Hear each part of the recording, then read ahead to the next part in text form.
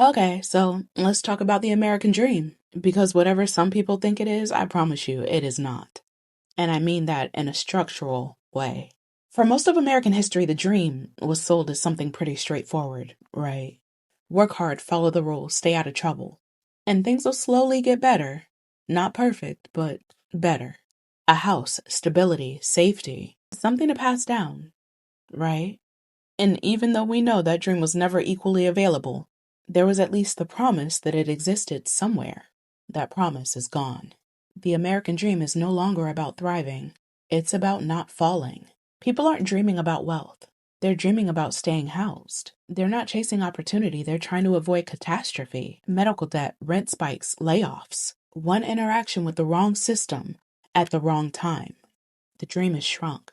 For millennials and Gen Z, the dream looks like this: a job that doesn't disappear overnight, health insurance that actually covers something, not being one emergency away from ruin, being left alone by systems that feel increasingly aggressive. The American dream used to rely on a belief in predictability, that if you did X, Y would follow, that rules mattered, that the system, while flawed, yeah, it had limits, though. That's what we were told.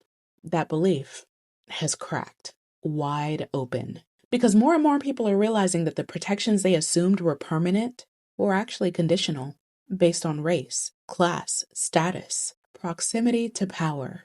And once that illusion breaks, the dream can't function the same way. You can't sell optimism to people who are watching enforcement expand, accountability shrink, and consequences land unevenly.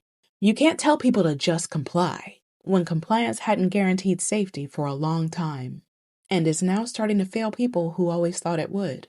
So, what replaces optimism, right? Anxiety, caution, hypervigilance. People don't imagine a better future now. They plan defensively, they save differently, move differently, speak differently. The American dream didn't disappear, it mutated. And for some, especially the wealthy, the old dream still exists: home ownership, asset growth, insulation from instability. But for most people, the dream is smaller, quieter, more fragile. And that's why nobody's breathing easier. Because the American dream used to tell people where they were headed. Now it just tells us what we're trying to avoid. And that is a very different country to live in.